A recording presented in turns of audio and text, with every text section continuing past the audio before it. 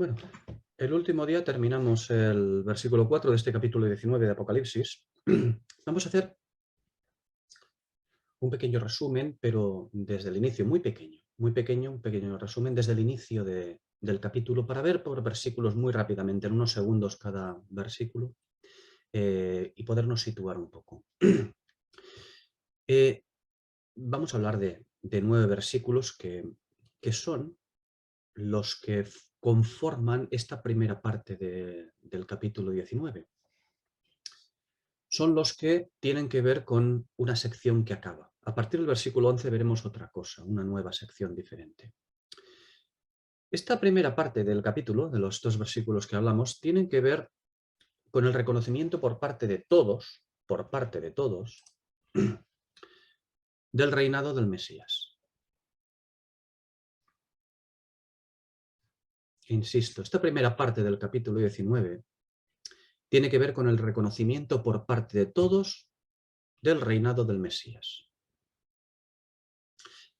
Se le reconoce por parte de los diferentes grupos redimidos celestiales y terrenales, pero es un reconocimiento enmarcado en la sección de la Iglesia porque tiene que ver con las bodas del Cordero.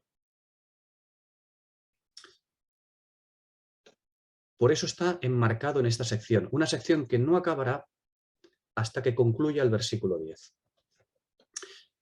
Bien, los primeros versículos, los versículos 1 a 4 que vimos, nos hablan de los redimidos que están en el cielo. Estos versículos, del 1 al 4, nos muestran a los redimidos que están en el cielo, que son los que están en la casa del Padre, donde dice, según Juan 14:2, que hay muchas moradas diferentes para los diferentes grupos de redimidos celestiales. Por eso dice el Señor, le dice el Señor a sus discípulos, en la casa de mi Padre hay muchas mansiones. Juan capítulo 14, versículo 2. Si no, ya os lo hubiera dicho. Así que me voy a preparar lugar para vosotros. ¿Por qué? Porque era lo que tenía que hacer el Señor. Irse a preparar lugar para esos que dejaba. Hay otros que ya estaban en la casa del Padre, pero esos ya tenían su lugar. No es que iba a... simplemente subía y cuando vinieran los otros se iban a juntar todos juntos. No, no. Son diferentes lugares. Es el mismo, pero a nivel espiritual tienen diferentes posiciones los que vayan ascendiendo. Eso ya lo iremos viendo. Bien, el versículo 1. El versículo 1 nos muestra el número total de los redimidos que están en el cielo. Es una multitud, es decir, muchos, pero a la vez un conjunto de diferentes. Eso es lo que significa la multitud o multitudes. Muchos, pero a la vez también significa un conjunto de diferentes. Y está compuesto, esta multitud, este número total de los redimidos que están en el cielo, está compuesto por el cuerpo de Cristo y también por los demás santos. Aquellos santos, desde la antigüedad, que están relacionados naturalmente con el candelero judío, con el candelero principal, el primero.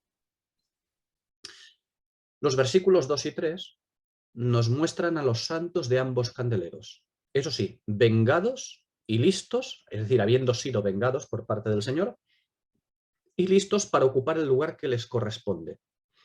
Están a la espera de ocupar el lugar que les corresponde. Son los remanentes celestiales, 2. Como siempre, ¿eh? Siempre son 2. Epesés, epesén. Los jinetes siempre van de 2 en 2. Estos son los remanentes celestiales. Bien. En el versículo 2 concretamente, estamos hablando de los versículos 2 y 3, en el versículo 2 concretamente, son los santos en el cielo que tienen que ver con la iglesia ramera. No son la iglesia ramera. Son los santos que están en el cielo y que tienen conexión con la iglesia ramera, es decir, con el candelero gentil que está en la tierra. Y tienen que ver con la iglesia ramera y con la inmundicia, pero ya vengada, efectuada por el Señor. Estos del versículo 2 son los vencedores de esta iglesia ramera, de esta iglesia de los capítulos 2 y 3 de Apocalipsis. Su nombre queda desligado del testimonio juzgado y ajusticiado. Juzgado y ajusticiado, ¿por qué? Pues porque ha sido quitado. Por eso queda su nombre desligado, queda puro, el remanente rescatado, remanente espiritual. El testimonio de Jesús en el candelero gentil es vindicado. Esto es lo que nos habla el versículo 2. El versículo 3. En el versículo 3 lo que vemos son a los santos en el cielo que tienen que ver con el candelero judío. Y este está representado por su cabeza. La cabeza del candelero judío, ya sabemos cuál es. El anticristo. En la tribulación. Y estos del versículo 3, estos santos que están en el cielo y que tienen que ver con el candelero judío, ven cómo quedan definitivamente desligados y libres, también, igual que los otros, del testimonio juzgado y ajusticiado. ¿Por qué? Porque también es quitado de en medio. Es decir, en el versículo 2 vimos el testimonio de Jesús en el candelero gentil siendo vindicado. En el versículo 3 vemos también el testimonio de Jesús, pero en el otro candelero, en el judío, que también es vindicado. Son los dos remanentes puros.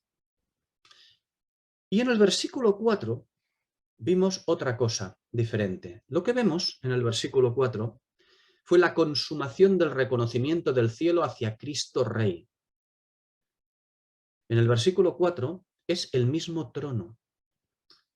Es el mismo trono, junto con los atributos de Dios, los seres vivientes, los atributos de Dios, quienes cumplen el deseo del mismo Padre. ¿Y cuál es el deseo del Padre? Honrar al Hijo. Dios honrando a Dios, algo que no debía de ocurrir nunca. Que un padre honre al hijo. Eso nunca es así. Eso lo hemos visto, ya lo vimos el otro día en diferentes escrituras. Los padres no honran, los padres no honran a los hijos, ni los señores a sus siervos. Siempre, siempre en la escritura es al revés. Excepto en este caso. ¿Por qué? Porque es Dios honrando a Dios. Lo vemos que todo el trono, es decir, los que están en el mismo trono, no alrededor del trono, sino en el mismo trono, los cuales son los que están más íntimamente ligados a Cristo, junto con los atributos divinos. Y los atributos divinos son importantísimos. Están ligados con el mismo Dios. Son aquellos que no necesitan inclinarse ni adorar, pero aquí es el único momento en toda la Escritura que adoran los atributos divinos, los seres vivientes. Los que no lo necesitan hacer, lo hacen. ¿Por qué? No porque ellos tengan que adorar a Dios, sino porque el deseo del Padre es de honrar al Hijo.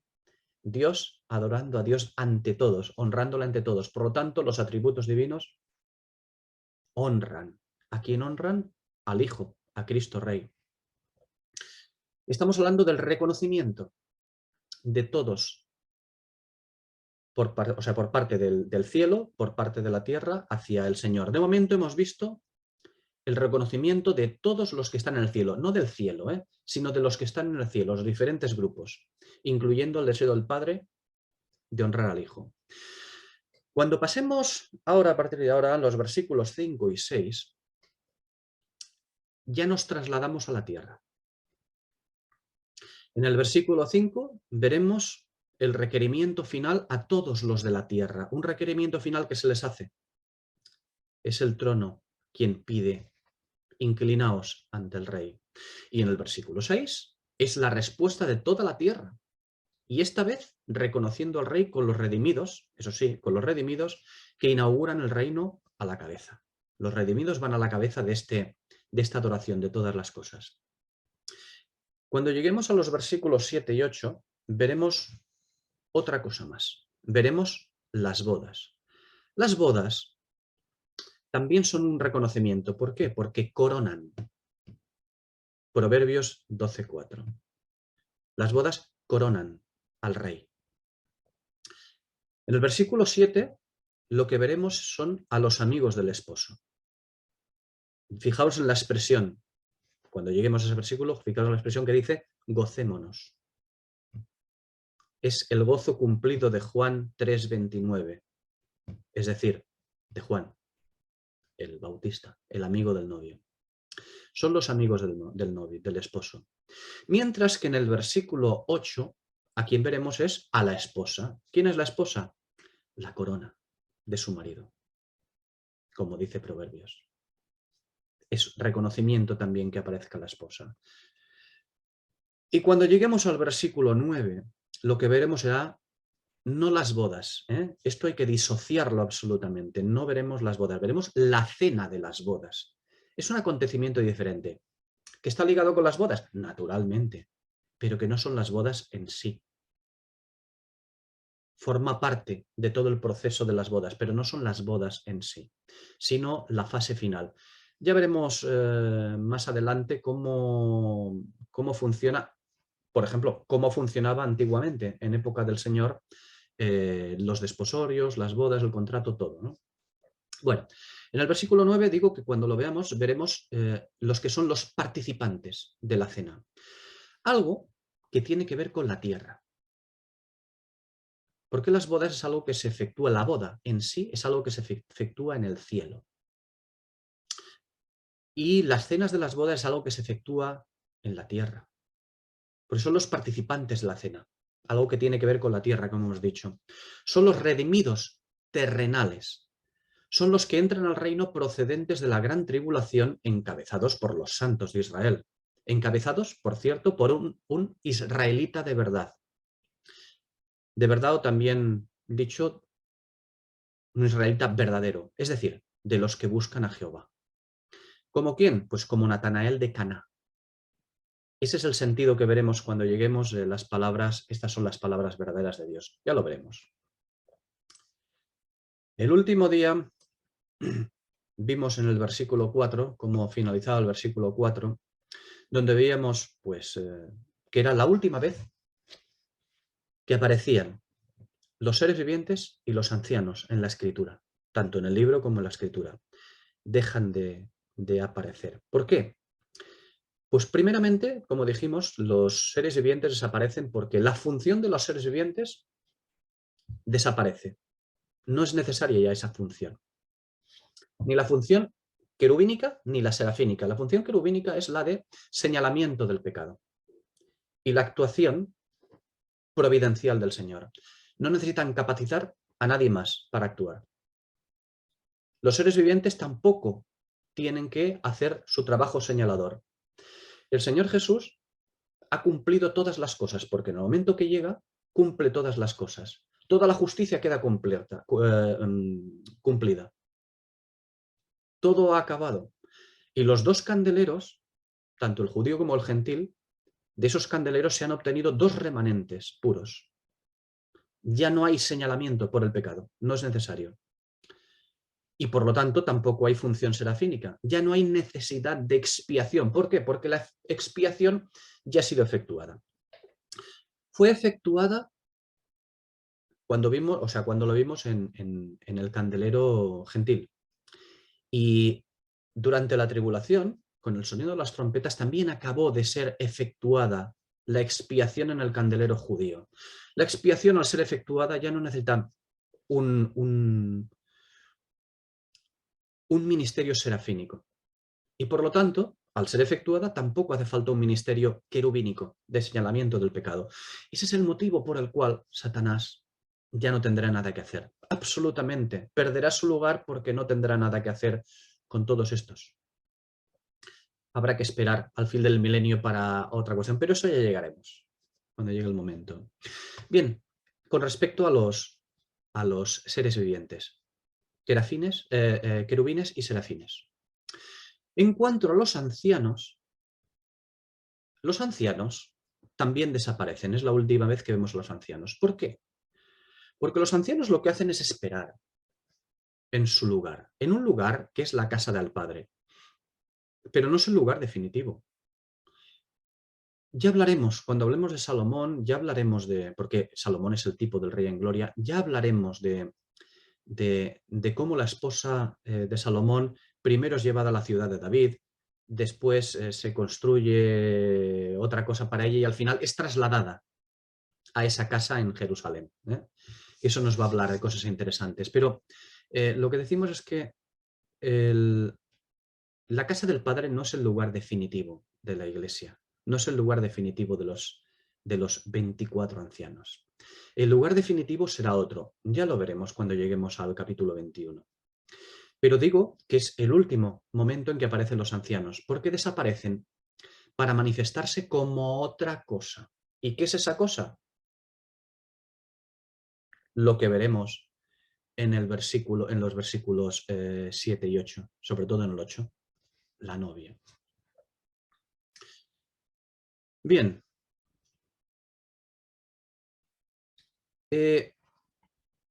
Pasa que al llegar a este capítulo 19 nos encontramos en un tiempo, y es el tiempo en que la ramera ya ha caído, y por lo tanto, si cae la ramera, cae toda la casa de Satanás. Y esto modifica toda la situación de aquellos que han permanecido en paciencia, esperando su propia manifestación gloriosa. Cuando hablamos de los que han permanecido en paciencia ahora, concretamente nos estamos refiriendo a los que hemos visto desde el versículo 1. El cuerpo de Cristo, los santos del otro candelero, etcétera, etcétera, etcétera. Todos permanecen en paciencia en la casa del Padre a la espera de tener su lugar definitivo. Porque hay lugares definitivos, ¿eh? Esperan su propia manifestación gloriosa, porque hasta ahora, es decir, hasta el momento que no ocurra esa manifestación gloriosa, estarán en la casa del Padre. Será magnífico, maravilloso, pero no tendrán su manifestación gloriosa juntamente con el Cordero, juntamente con el Esposo. De manera que aquellos a los que se les dio un lugar en el cielo, les fue dado de manera provisional, es decir, a la espera de que la venida del Señor acabe por establecer los lugares o eventos o posiciones o trabajos o lo que sea que han de transitar cada grupo o que han de estar o que han de actuar o donde deben de ser colocados. Y en este capítulo vemos a los personajes o grupos, todos ellos santos, por cierto, es lo que estamos viendo, todos ellos santos, que han estado en situación de paciencia. Y los vemos cómo comienzan a abandonar esa situación de paciencia, ya en este capítulo, cómo comienzan a abandonar esa situación de paciencia para ser trasladados a un estadio diferente, cada uno ocupando el lugar que le corresponde. Porque para estos santos, para todos estos santos de los que hemos hablado y de los que vamos a seguir hablando, ha concluido la paciencia. Ha llegado el tiempo de la manifestación, de su manifestación, juntamente con el Cordero. Vamos directamente al versículo 5, donde dice: y salió del trono una voz que decía: alabad a nuestro Dios todos sus siervos y los que le teméis, así pequeños como grandes. Bueno, como hemos dicho antes, es la voz del trono. Ahora aquí es la voz del trono. No es la voz de los ángeles reclamando reconocimiento, como vimos en el capítulo 5. ¿Recordáis que los ángeles reclamaban reconocimiento? Ángeles que estaban alrededor del trono reclamaban reconocimiento para Cristo, y allí se lo daba la creación, pero los hombres no.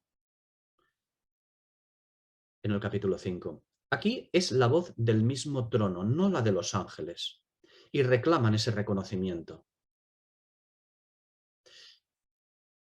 Estamos hablando de que en este versículo 5 es Dios Todopoderoso quien requiere a todos los hombres bajo el sol.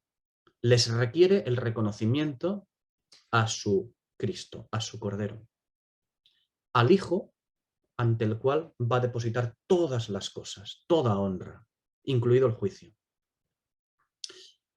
Como hemos dicho, no es la primera vez que vemos este requerimiento. En Apocalipsis 5, en el versículo 12, los ángeles lo hacen ese mismo requerimiento, pero no reciben, como hemos dicho, respuesta de parte del hombre. Únicamente reciben contestación del resto de la creación, en el siguiente versículo, en el versículo 13. Recordad que en el capítulo 5 nos encontrábamos al inicio de la tribulación. Ahora, llegados a este 19:5, hemos llegado a su fin, al fin de la tribulación. Y es el trono quien reclama, no los ángeles, el trono. Los ángeles tienen el ministerio profético, ya trataremos eso más adelante, pero tienen el ministerio profético. Son los representantes de la acción y tienen el ministerio de la profecía, el espíritu de la profecía en la mano. Ahora mismo quien reclama es el trono, se ha acabado todo. Se ha acabado el testimonio de Jesús en la tierra, en cualquiera de los dos candeleros. Bien, Con respecto a esto, que es el trono quien reclama, algo bastante inusual, ¿eh? No es normal esto. El trono no hace estas cosas. Encarga a aquellos que tienen el ministerio profético de hacerlo, a sus representantes. Solamente 2 veces hemos visto salir una voz del trono. Digo que hemos visto hasta ahora, hasta este capítulo y este versículo. Solo 2 veces hemos visto salir una voz del trono. Lo vimos en Apocalipsis 16, en el versículo 17. Cuando llega el anuncio del fin de la soberanía o de la potestad, del gobierno de Satanás sobre los reinos del mundo. Cuando se dice allí, consumado es, ¿recordáis? Cuando llega ese anuncio, porque en realidad era un anuncio, no un hecho, sino un anuncio de lo que iba a ocurrir. El anuncio del gobierno de Satanás sobre los reinos del mundo, conforme a Mateo 4:9. Y se dice consumado es. Esa es la primera vez que vemos salir una voz del trono. Y la otra vez es ahora, cuando llega el anuncio de la toma de posesión del Rey de Gloria. Algo que requiere el sometimiento de las gentes de toda condición, sean sus siervos o no lo sean. Una última voz saldrá del trono, pero esto ya lo veremos en el capítulo 21. No lo vamos a tocar ahora, solamente podemos decir que las 3 voces tienen que ver con la consumación de cosas, con la consumación de eventos. Bien, recordemos, solo 2 veces hemos visto salir voz del trono. Apocalipsis 16:17 y Apocalipsis 19:5. La primera, cuando llega el fin del gobierno de Satanás o de la potestad o soberanía de Satanás sobre los reinos del mundo. Y ahora, cuando esos reinos del mundo caen en manos del Señor. Apocalipsis 16:17 era el anuncio de lo que iba a ocurrir. Apocalipsis 19:5 es lo que ocurre. Eso cumplido. Bien, en los versículos precedentes que hemos visto antes de este versículo 5, vimos a los redimidos del reino, a los redimidos del cielo, no anunciando el derecho de Dios como en otras escrituras, no, sino certificando con su aleluya, con el aleluya de cada cual, certificando el derecho consumado ya, no anunciándolo, sino el derecho consumado del gran rey que toma posesión de lo que le pertenece. En este versículo 5, después de los aleluyas pertinentes a los que moran en el cielo, hemos visto aleluyas de los que moran en el cielo. Pero ahora, en este versículo 5, les toca reconocer al Rey de Gloria a los moradores de lo que deberíamos denominar el grande y anchuroso mar que es el mundo. Quedaos con esta expresión. Podríamos decir, los de la tierra. Bueno, nosotros le vamos a llamar vamos a decir que les toca reconocer al Rey de Gloria a los moradores del grande y anchuroso mar que es el mundo. Y este versículo 5 es un requerimiento a la tierra, a todos los que moran en ella, santos y no santos. Y aquí tenemos 2 grupos en este versículo 5. Los siervos del Señor son los que tienen que ver con algún candelero, independientemente del estado de su alma. Cuando hablamos de siervos no hablamos de salvados. Puede que sí, puede que no. Los siervos del Señor son los que tienen que ver con algún candelero independientemente del estado de su alma. En este caso concreto, son los santos de Apocalipsis 7. Sí, esos son santos. Los santos de Apocalipsis 7 que le reciben como al rey anunciado por los profetas, es decir, el Mesías. Son los israelitas poseedores de las promesas y del tabernáculo. No solo ellos, pero primero ellos. Primero los poseedores de las promesas y del tabernáculo. ¿Junto con quién? Pues junto con aquellos gentiles a los que les es extendido el tabernáculo. No son los gentiles de las naciones, no son los poseedores de las promesas. Digo los gentiles de las naciones vivos, santos, vivos después de la tribulación, son los que entran al reino, los que toman posesión. Pero a ellos se les es extendido el tabernáculo, por eso hay que diferenciarlos unos de otros. Y estos tanto judíos como gentiles, israelitas y gentiles a los que se les extiende el tabernáculo, estos han salido de la gran tribulación sin haber muerto. Bien, cuando decía que tenemos a dos grupos, estos son el primer grupo. Judíos y gentiles que salen de la tribulación, santos. Tenemos otro grupo. El otro grupo que vemos, como veis en este versículo 5, son los llamados los pequeños y grandes. ¿Quiénes son este segundo grupo? Porque es un grupo diferente del de los siervos del Señor. Y no olvidemos que el Espíritu no se dedica a adornar literariamente la Escritura. Todo lo que se incluye tiene una razón de ser. El sentir general a la hora de interpretar la Escritura es no complicarse la vida. Ese es el sentir general. No complicarse la vida, desgraciadamente. Ese es el sentir. Y a la hora de identificar a estos pequeños y grandes, pues se sigue con el mismo patrón indolente. No complicarse la vida. Acostumbran a identificar a esos pequeños y grandes, pues con grandeza y pequeñez humana. Por ejemplo, diciendo que se puede sustituir la palabra todos, como en el versículo 18, se puede sustituir por la palabra todos, como en el versículo 18, cuando lleguemos. Es más, se identifica a todos sus siervos de manera exclusiva con los que le teméis, diciendo que los que le teméis, entre estos hay pequeños y hay grandes. Demasiados adornos para el espíritu. Ya sabéis que el espíritu no actúa con adornos. No. Los siervos del Señor, porque todo esto es un error absoluto. Hacer este tipo de interpretación es un error.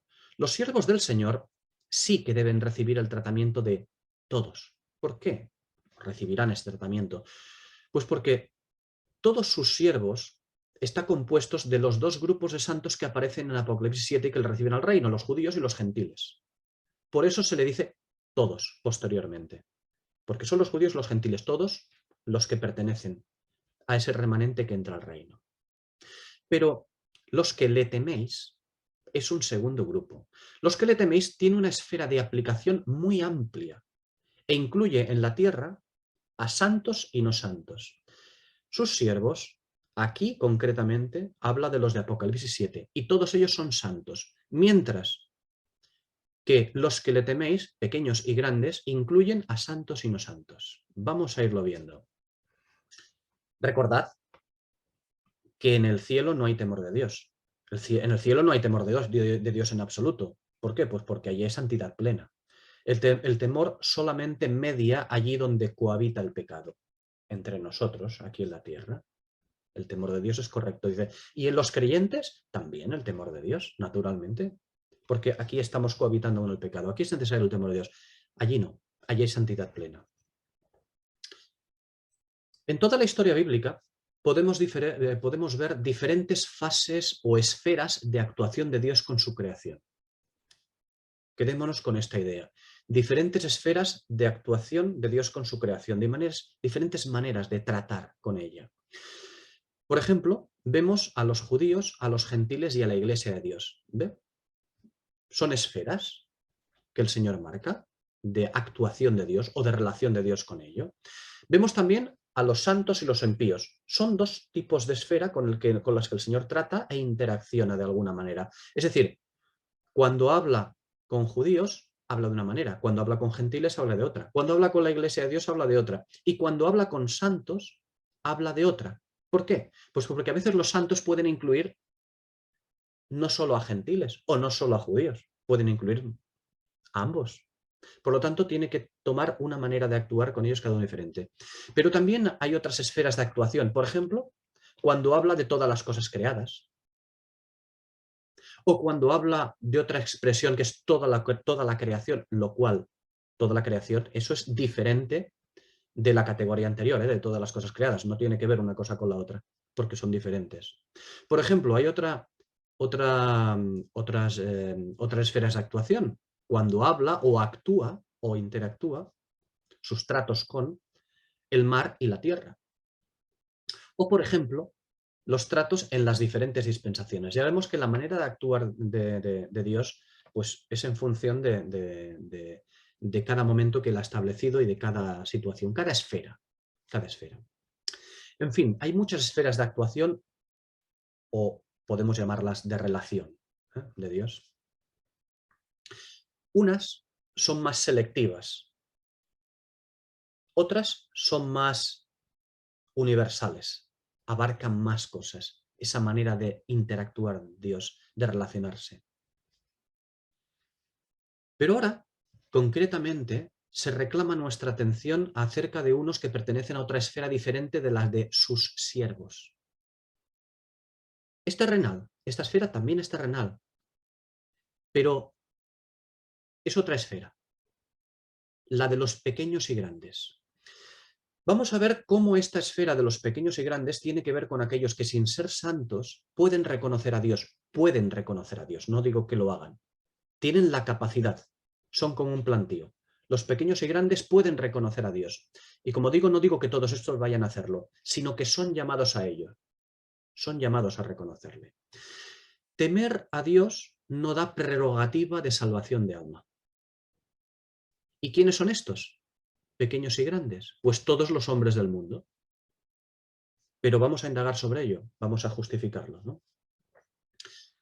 Para tratar este tema debemos encontrar el pasaje donde se nos presenta a los seres pequeños y grandes, evidentemente. Recordad el sistema, es decir, la manera de interpretación que nosotros tenemos. Funcionamos no como utilizan en las teologías estas que se han planteado, el sistema histórico-gramatical, o el sistema literal, o el sistema espiritualizado. No, nosotros no utilizamos nada de eso. Nosotros intentamos utilizar, como diría yo, pues las correspondencias, los pasajes de correspondencia. Cuando vemos algo en Apocalipsis, tenemos inmediatamente que ir a buscarlo a donde sea. ¿Dónde se nos citan los pequeños y grandes? Eso es lo que tenemos que pensar. Es decir, orejas arriba y decir, ¿qué pasa aquí? Vamos a buscar los pequeños y grandes. Nos ayudará muchísimo, muchísimo a entenderlo. Si no, ¿qué es lo que haremos? Si no buscamos pasajes de correspondencia, si no vamos al Antiguo Testamento, si no vamos a un salmo a buscar quiénes son estos pequeños y grandes, dónde se citan los pequeños y grandes, ¿qué haremos? Diremos, bueno, yo creo que los pequeños y grandes significa pues, que hay unos que son más grandes y otros más pequeños. Unos más listos, unos más tontos. Unos con más dignidad y otros con menos dignidad. A mí me parece que pues bueno, vamos a ir dejando las cosas que a mí me parecen y las cosas que yo creo para ir a verlo en la escritura. Porque si no, el a mí me parece y el yo creo, lo único que nos da ya sabemos lo que es, la inmundicia de la escritura. Vamos a verlo. Hemos dicho que para tratar este tema debemos encontrar ese pasaje el pasaje que nos presenta a los pequeños y a los grandes. Y es el Salmo 104. Este Salmo 104 nos habla. ¿De qué nos habla? Nos habla de la creación de Dios. Pero, ojo, si podéis verlo, si podéis leerlo, yo creo que lo mejor vamos a hacer es leer este salmo. Vamos a tratarlo. Salmo 104.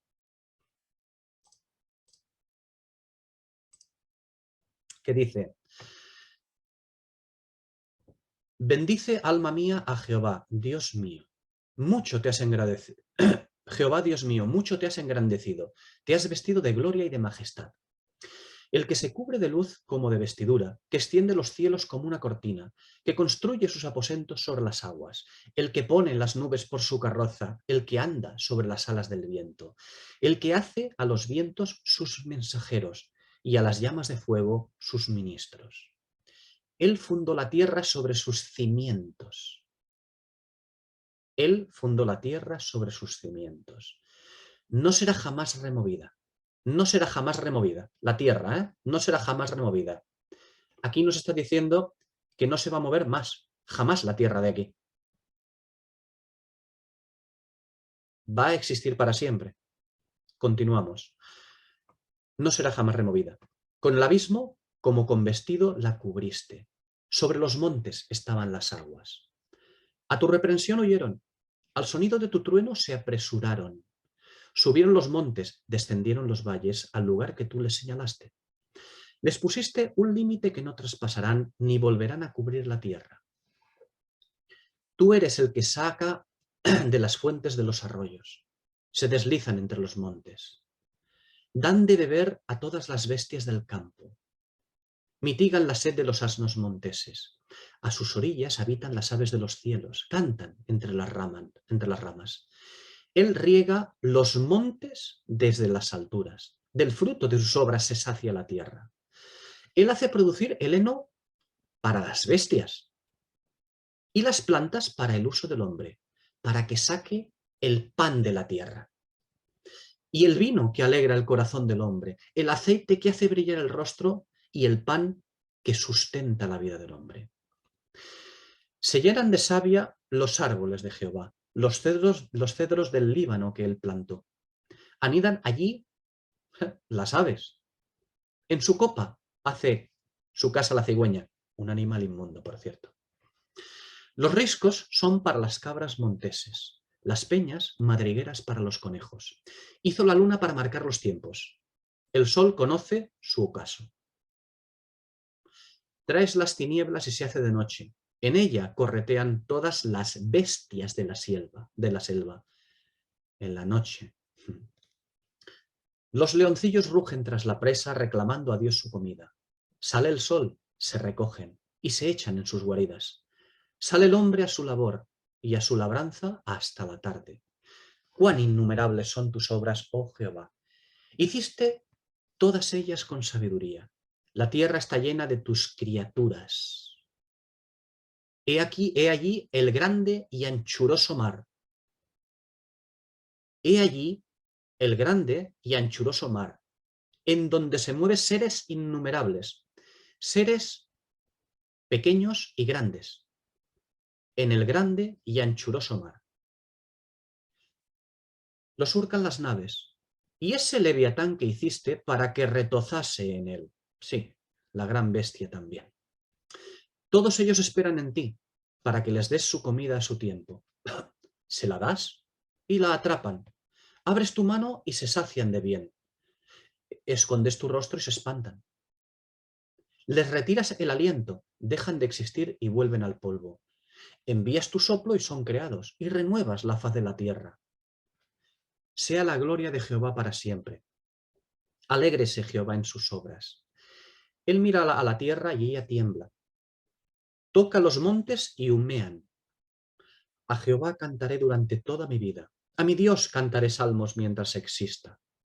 Que le sea agradable en mi meditación. Yo tengo mi gozo en Jehová. Sean barridos de la tierra los pecadores, y los impíos dejen de existir. Bendice, alma mía, a Jehová. Aleluya.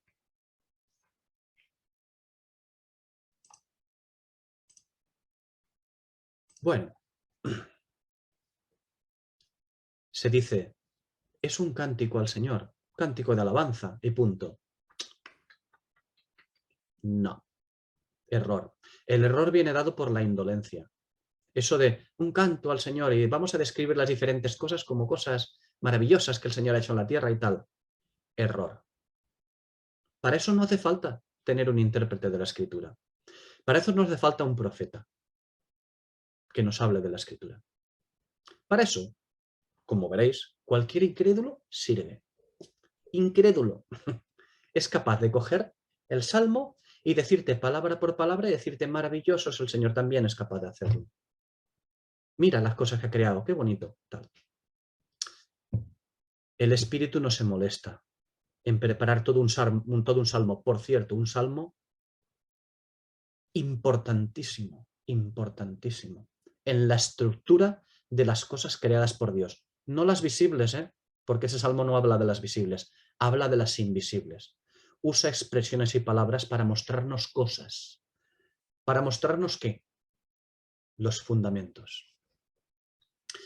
El salmo se inicia mostrando la gloria de Dios como un derecho de atribución.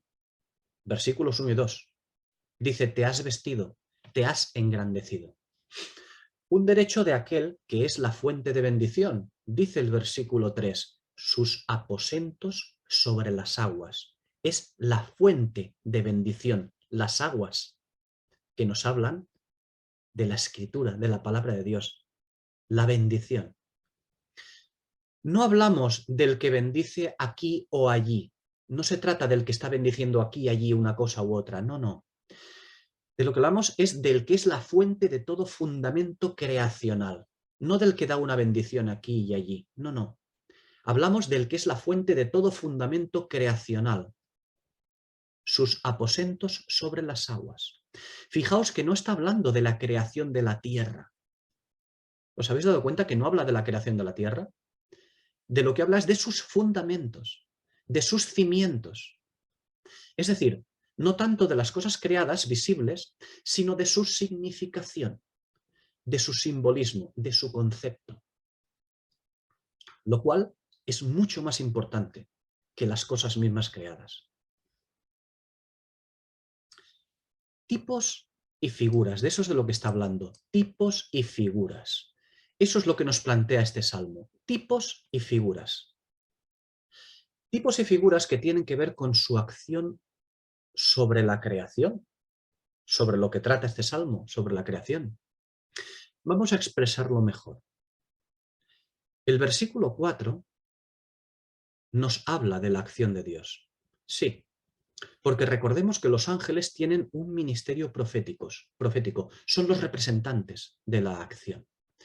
No la acción misma, sino que la representan simbólicamente los ángeles. Y en este versículo 4 de este salmo tenemos a los ángeles preparados para su ministerio. Los versículos que siguen al versículo 4 tienen que ver con ese ministerio profético. Y el versículo 5 de este Salmo 104 nos enseña de qué va a ir ese ministerio profético de los ángeles. No de la creación de la tierra, sino de lo que simboliza cada una de esas cosas creadas y citadas a continuación. Fijaos. Abismo.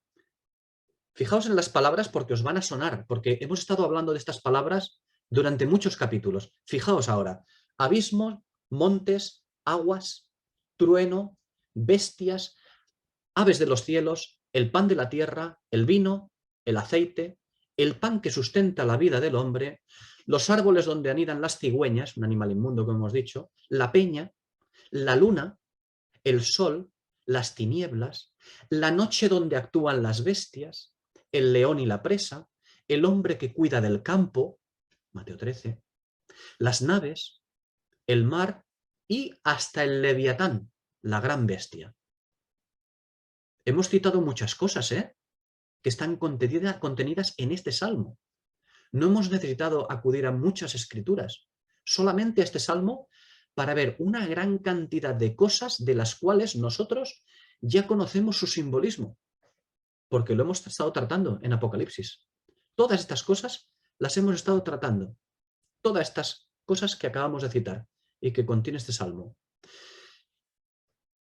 Este salmo incorpora todas esas cosas que hemos estado tratando. Eso no es, las hemos estado tratando. Y están incorporadas en este salmo. Qué curioso. Algo más querrá decir este salmo que simplemente esas interpretaciones de mira las maravillas de Dios. No, no.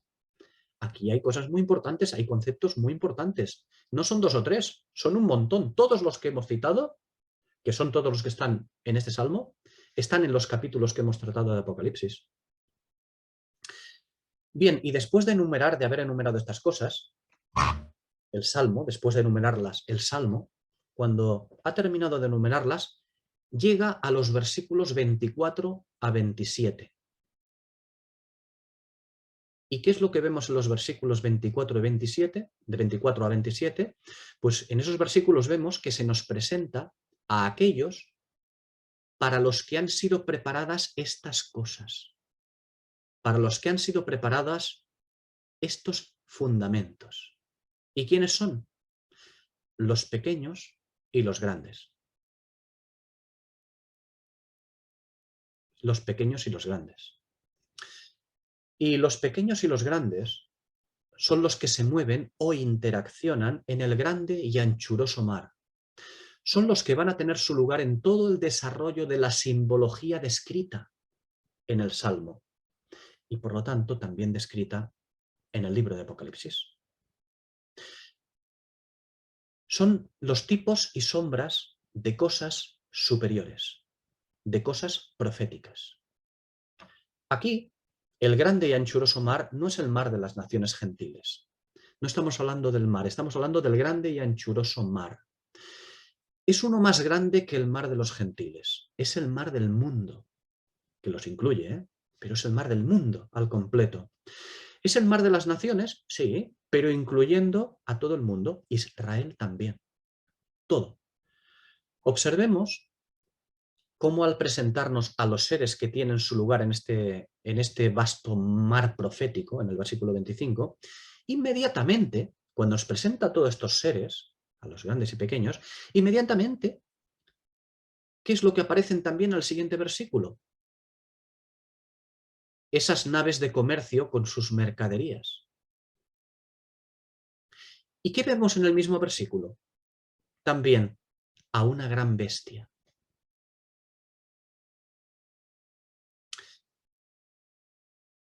Ojo, estos versículos solo nos dicen todo aquello que va a haber en ese gran mar, ¿eh?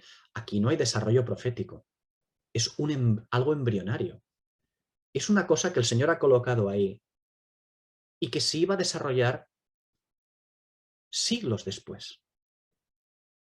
El Señor lo coloca aquí y se iba a desarrollar tiempo después. Pero ya nos lo muestra.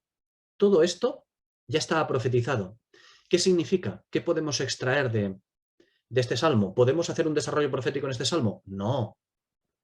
Pero la Escritura ya nos ha dejado las muescas, las marquitas aquí, las correspondencias, para que lo veamos, que estaba anunciado, sin desarrollo profético, pero estaba anunciado. El Espíritu nos lo ha dejado aquí. Como digo, estos versículos solamente nos dicen todo aquello, nos enumeran todas esas cosas que va a haber en ese gran mar. Y ahora nosotros, llegados a Apocalipsis 19, llegados a Apocalipsis 19:5, podemos irlo a ver a ese pasaje de correspondencia, esos pequeños y grandes.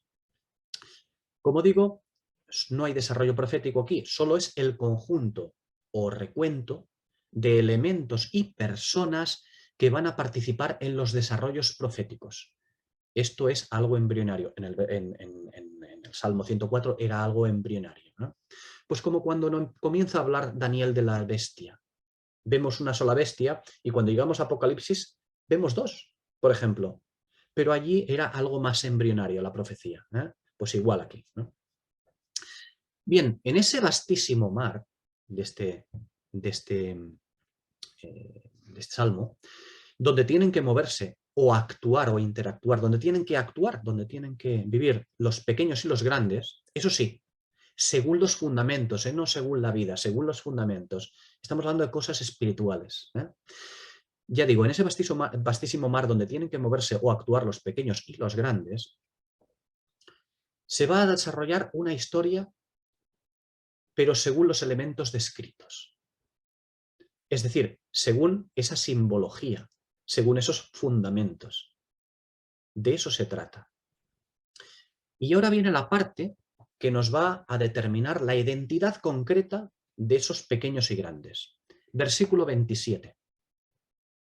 Aquí vemos la identidad concreta de estos pequeños y grandes.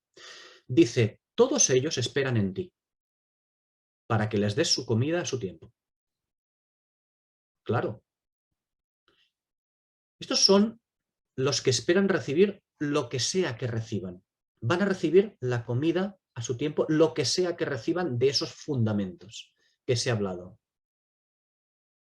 Sea bueno o sea malo. Eso es lo que van a comer. Todos los que se mueven en el vastísimo mar del mundo esperan recibir algún tipo de alimento. Y recordad que estamos hablando de simbolismos. Por lo tanto, de un alimento espiritual. Y este siempre, el alimento espiritual siempre es para bien o para mal. Es decir, la palabra de Dios o su inmundicia, la palabra inmundizada, para bien o para mal. No obviemos que los que esperan la comida, en este versículo 27, no obviemos que estos que esperan la comida la esperan justo después del versículo 26. Los que esperan la comida en el versículo 27 La esperan justo después del versículo 26. ¿Cuándo? Pues cuando ya han aparecido las naves de mercadería y la gran bestia. Bien, y continuando el Salmo, ese alimento que toman los pequeños y grandes puede ser para bien, versículo 28, o puede ser para mal, versículo 29. El alimento puede ser para salvación o para inmundicia. Puede ser un alimento, pan o agua inmundos, o puede ser santo. Y una vez que haya finalizado el tiempo de recibir el alimento, los pequeños y los grandes van a participar de una renovación de la tierra. Cuando se acabe todo, cuando estos simbolismos hayan hecho su actuación, cuando todos aquellos que van, los jinetes que van de dos en dos, todos aquellos ya han cubierto los candeleros y han pasado todo lo que tienen que pasar, los candeleros, las bestias, todo el mundo en sí haya pasado la tribulación, cuando estos pequeños y grandes que van a desarrollarse en el grande y anchuroso mar, es decir, en esta historia profética, cuando haya finalizado ese tiempo de recibir el alimento, van a participar de una renovación de la tierra. Versículo 30. Ocurrirá al final. Esto ya lo veremos cuando llegue Apocalipsis 21. Pero de momento, lo que viene en Apocalipsis 19 a partir del versículo 11 ya comienza la tierra a renovarse de una manera muy clara, una vez que ha acabado todo. Una vez que el vasto y anchuroso mar ha acabado su historia profética. Y recordemos, la historia profética no es la historia de los santos. La historia profética es la historia profética del mundo en el cual hay de todo. Santos, bestias, mercaderes, todo. Es la historia profética en general. Por lo tanto, bueno, hemos hecho un análisis, un estudio del Salmo 104. Bueno, mejor, ¿no? Por lo tanto, una vez visto todo esto, ¿quiénes son los pequeños y los grandes? Pues es un plantío, son los hombres en general, es un plantío que espera la comida de la mano de Dios. Son aquellos que esperan recibir el pan de Dios, conforme al versículo 7. Pero eso no los convierte en salvos. Pueden llegar a serlo, como en el versículo 28, o pueden perderse, como en el versículo 29, pero ambos esperan el alimento como viniendo de Dios. Y estos tienen temor de Dios, porque esperan ese alimento, sea bueno o malo, pero lo esperan. No esperan la idolatría. No esperan el, a mí Dios me importa tres narices. No son estos. Son los que tienen temor de Dios. Aunque eso no implique salvación de alma. Ya digo, pueden llegar a serlo, versículo 28, salvos, o pueden perderse, versículo 29. Pero ambos esperan alimento como viniendo de Dios. Estos tienen temor de Dios, estos pequeños y grandes. Son los que tienen temor de Dios. Pues bueno, pues como tienen temor de Dios los santos de Israel y también los impíos de Israel, también tenían temor los impíos de Israel y tienen temor. Como tienen temor, o mejor expresado, como se consideran creyentes, todos aquellos que tienen a Cristo como Señor, sean salvos o no lo sean, también tienen temor. Pero va a llegar el día de la renovación de la faz de la tierra, como dice el versículo 30 del Salmo 104. Tiene que llegar el día de la manifestación de Cristo. El versículo 31 del Salmo 104. Y con él, el juicio. Y tal juicio que las naciones, los montes, humearán, conforme al versículo 32. Humearán. Y cuando eso ocurra, quedarán dos partes bien definidas, porque los pequeños y grandes, según lo que hayan comido, según qué alimento espiritual hayan ingerido, quedarán divididos en versículo 33 y 34 o versículo 35. Esos pequeños y grandes quedarán divididos en dos. Versículos 33 y 34, es decir, gozosos, cuyas palabras o pensamientos son conforme a Dios, han llegado, han comido el alimento adecuado, o versículo 35, serán barridos de participar en la tierra renovada.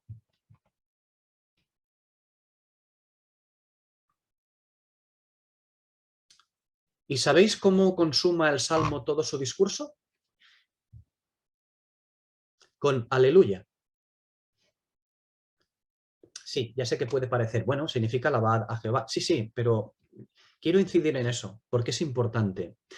Aleluya es una palabra, bueno, vosotros pensaréis, bueno, es una palabra que la vemos en casi todos los libros de la Biblia, ¿no? Seguro que si lo decimos así, que la podemos ver en casi todos los libros de la Biblia, la palabra aleluya, la gente dirá, sí, es verdad, es verdad. Pues no, no es verdad. Nos suena aleluya, pero no está en casi todos los libros de la Biblia. Está en tan pocos, tan pocos, tan pocos como en 2 libros de la Biblia. Qué sorpresa, ¿no? Es así. ¿Y sabéis dónde está la palabra aleluya? Nunca es casualidad. Ya sabéis que aquí casualidades cero. Pues una palabra es una palabra que se encuentra en algunos salmos y en Apocalipsis, capítulo 19, versículos 1 a 6, que es precisamente lo que estamos tratando.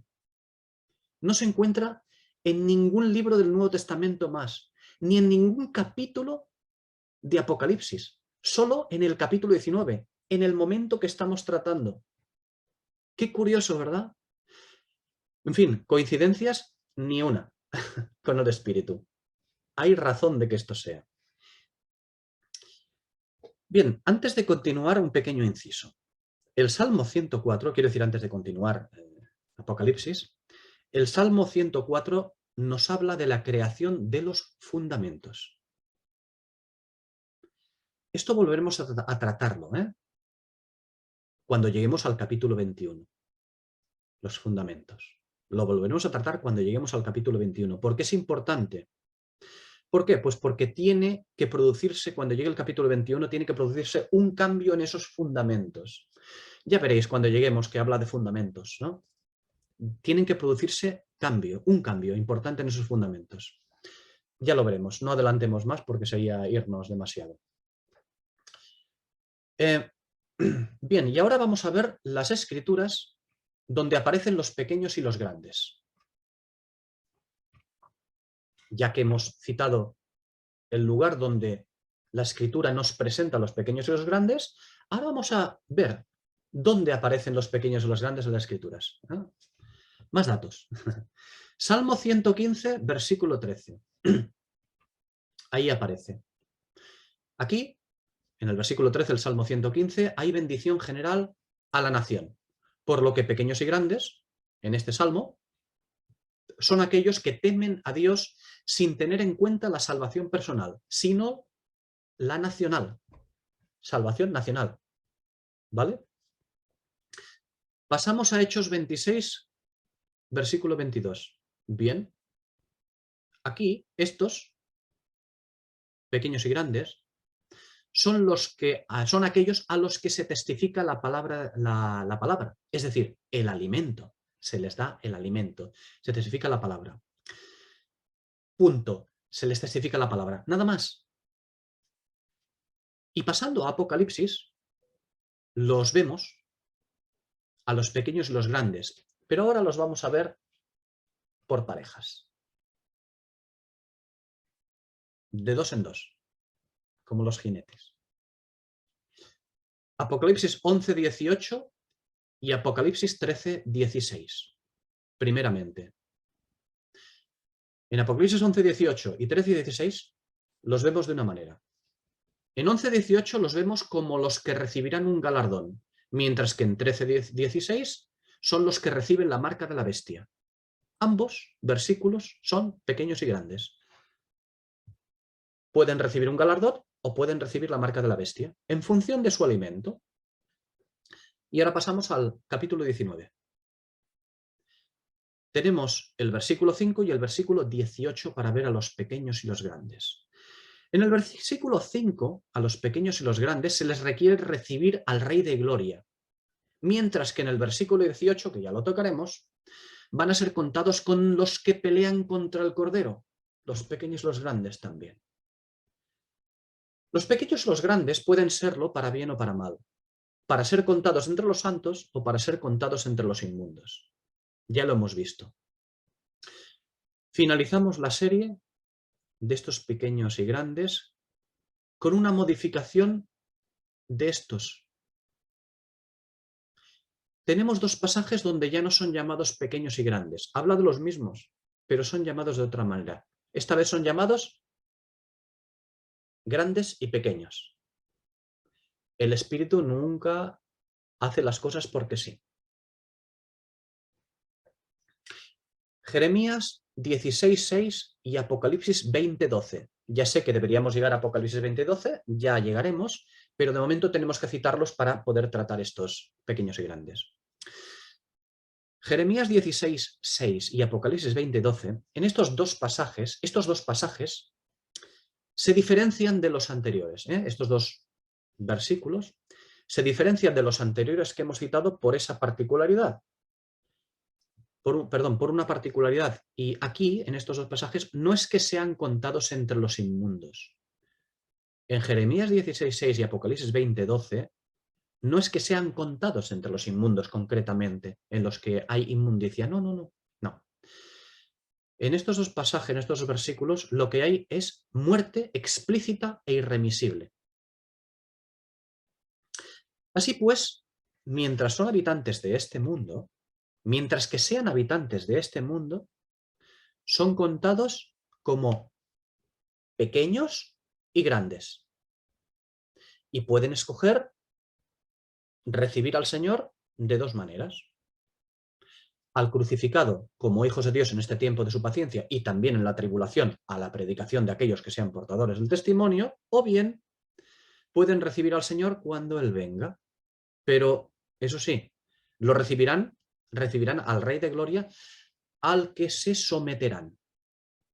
Esa es la realidad. Pero, cuidado, volviendo a los dos versículos. Digo que mientras sean llamados pequeños y grandes, es decir, mientras que estén aquí recibiendo un alimento cualquiera que sea, para bien o para mal, serán llamados pequeños y grandes. Pero cuando llega el tiempo de la muerte, cuando ya es irremisible y pasan a llamarse grandes y pequeños, ni siquiera se les llorará ni se les enterrará, como dice Jeremías de estos. ¿Por qué? Pues porque su destino es la condenación, como dice Apocalipsis 20:15. Y en este estado final de grandes y pequeños, ya no tendrán, como dice Jeremías 16:7, ya no tendrán más partimiento del pan ni beberán de la copa. ¡Qué expresión, eh! No está hablando de cualquiera, ¿eh? Dice Jeremías que ya no tendrán más partimiento del pan ni beberán de la copa. ¡Qué expresión! Da hasta miedo lo que significa esta expresión. No significa que serán unos cualquiera, precisamente estos que habla Jeremías. Dejémoslo aquí.